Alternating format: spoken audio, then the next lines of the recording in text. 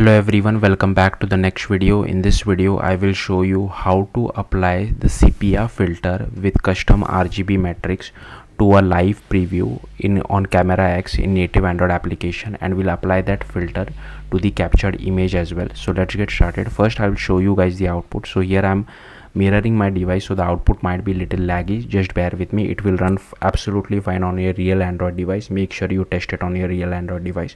Also I'm using XML layout, but if you want you can use Jetpack Compose as well. The business logic remains the same, only the UI part differs, that's it. So here you can see I'll just give this permission while using the app. Now like I said, I'm mirroring my device, so the output is a bit laggy. So just here you can see the Sepia matrix filter has been applied. So hopefully you got the point. Now like I'm just moving my device just to show it to you that this is real time and I'm not faking it. And now I can just capture one of these images as well. So I'll just click on this take photo button which I have. So I can just click on this take photo button and it will give you a toast message saying that the image has been captured. So as you can see, it has given me that. Then I can just go to the files app which I have. So I'll just go to the files app, and here you can see that the image has been captured. I can just use this particular image as well wherever I feel like. So yeah, also we are getting the path of the saved image as well. So if you want to display it inside an image view, you can use that as well. So like I said, we are using XML layout, but if you want you can use Jetpack Compose as well.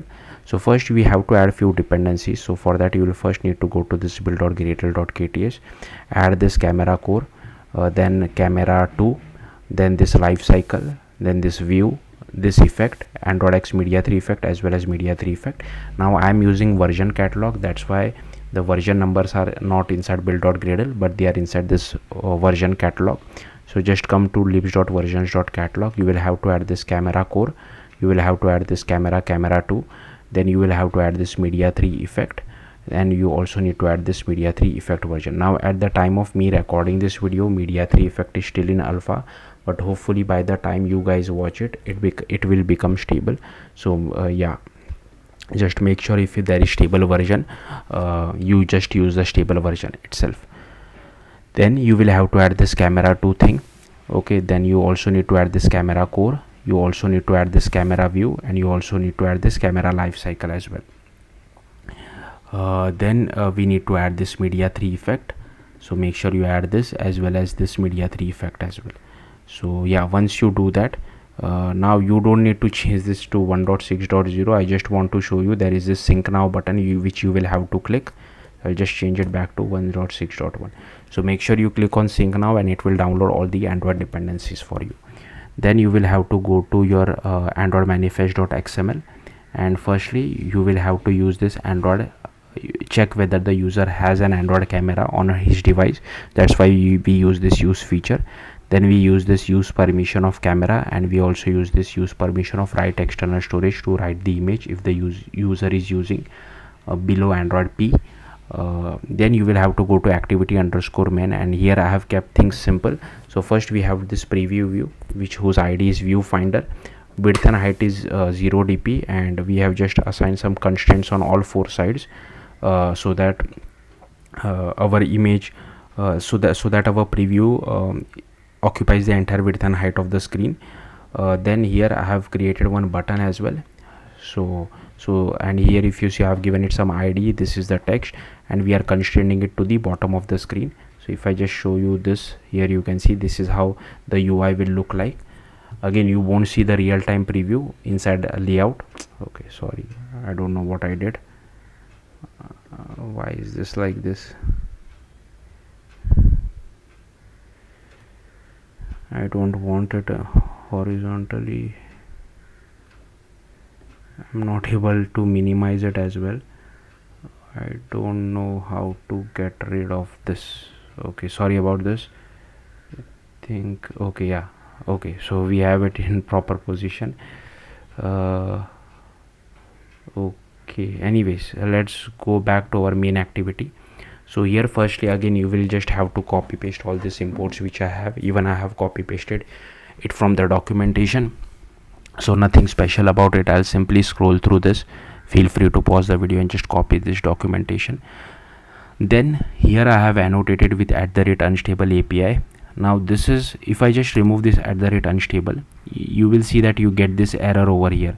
Now this is not from the alpha version of the library, it is from this code is from this media 3 effect, which is the stable version. But unfortunately this is how Android development works. Even though a library is stable, some of the APIs we might have to annotate with unstable, so that's why we have to write this.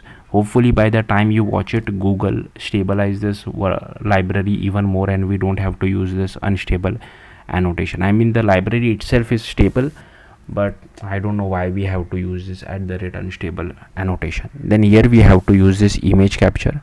Here is our camera executor, here is our preview view, and here is our button, and here is our register for activity result to request multiple permissions. So first we set this value as true, then we just loop over all the permissions which we have.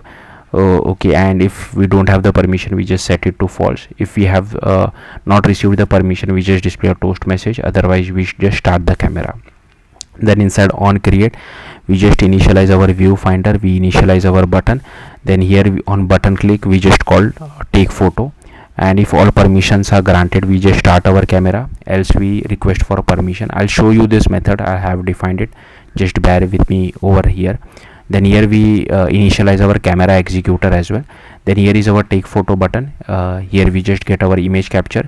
Then this is how I want to name the image, so that's what I have defined. Then we use content values to save the image. So this is the display name, MIME type, and if it is greater than Android P, we have to define the relative path as well.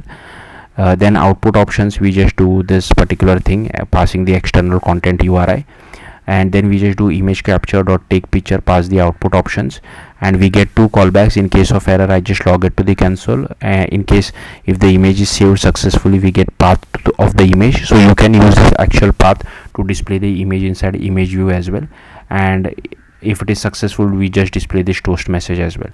Then here we have the start camera. So first we define the aspect ratio, then we define the resolution selector as well. Then here we define process camera provider dot get instance. Then we add a listener to this as well, so we just do camera provider future dot get. Here I have defined one preview as well. We pass the resolution selector, then we pass the resolution selector as well as capture mode to our image capture. By default, I'm using the back camera. Here we define a use case group as well, so we pass our preview as well as our image capture. Then inside this media 3 effect, I have the targets are preview, video capture, or image capture, and here we define the float array as well. So this now again, I not really am expert on this, but this again I have just copy pasted this all these values from documentation. So if you want, you can play around with this value as well. So this is what a sepia matrix or a filter is. And then we just have to do media 3 effect dot set effect list of RGB filter, and here we just pass the presentation time, use HDR, and here we just pass our sepia matrix. Then we add this media 3 effect to our use case group builder. We unbind camera provider, we bind to the life cycle by passing this camera selector as well as use case group builder dot build. And here we just define a method called request permission active, and here we just do activity result launcher dot launch required permission, and if permission is granted, again this is just a helper method just to check whether permission was granted or not. And inside on desktop, we just shut down our camera executor, and this is just helpful variables which I have created, one for file name format and one for required permission. Also, one more thing quickly just to let you know, once photo is captured, I'm shutting down the camera executor, but if you want to continuously capture photos, you can just comment this code out as well. So hopefully you got the point. Yeah, that's it. Thank you for watching. If you have any questions, do let me know in the comments. Bye.